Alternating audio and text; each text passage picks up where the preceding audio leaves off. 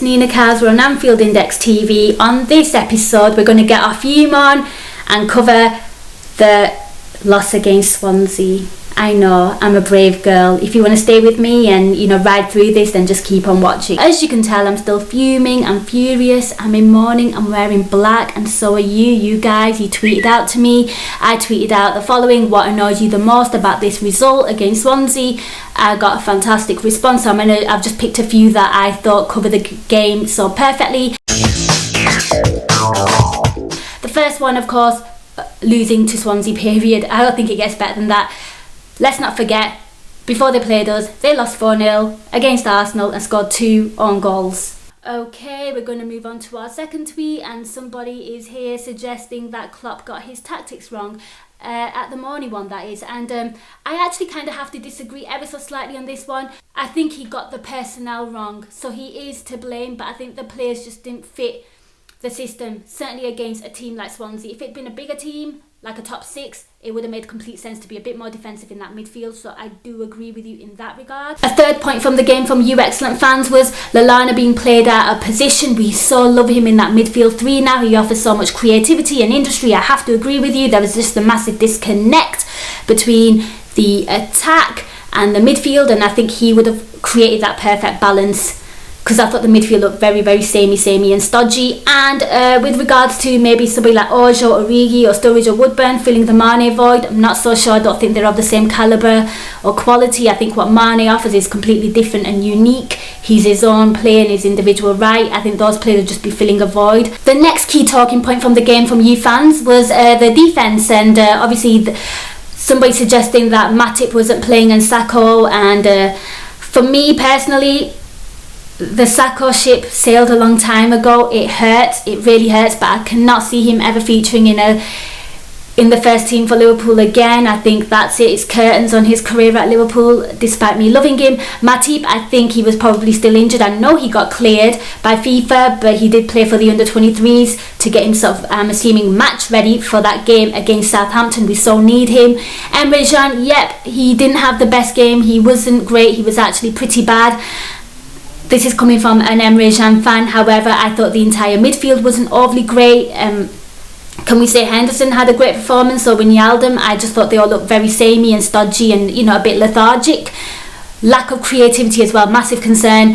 And Emre Can, let's not forget, a week prior to this horrendous result was probably my man of the match in terms of an outfield player.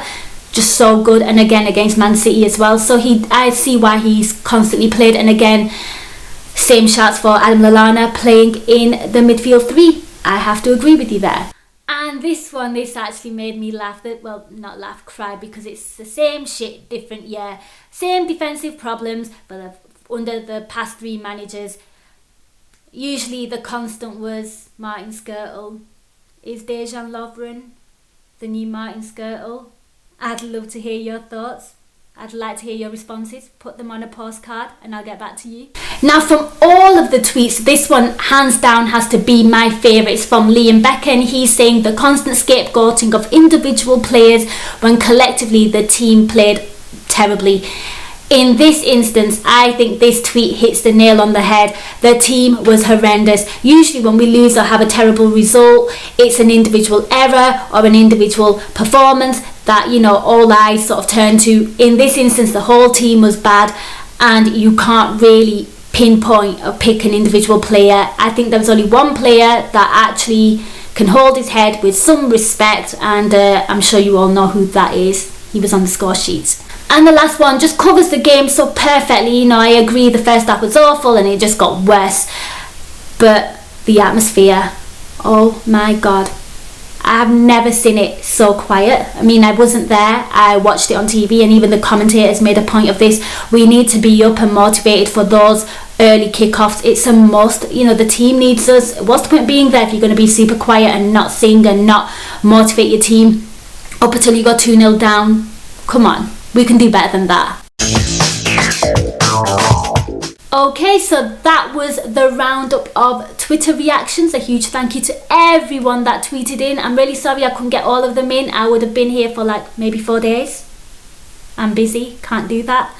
But huge thank you, and appreciate your feedback. I mean, I don't think I can add any more to that game. You covered it all so well.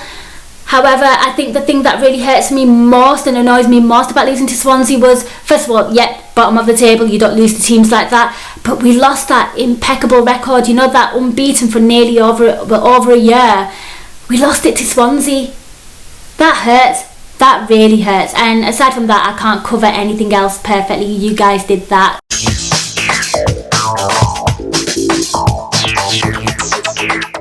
Okay, so I'm going to call this new segment the Kauser Corner, where I'm more effective than James Milner and I'm better at defending set pieces than our defence. And today's episode, it's going to be like a little mini rant. I hope you don't mind, but I feel the need to get something off my chest. So here goes. Okay. As you all know, I'm a huge Jurgen Klopp fan and I have certain players that I like, because guess what, I'm a Liverpool fan. That's what fans do. They have their preferences, they have their players that they like, and I'm sure you do too.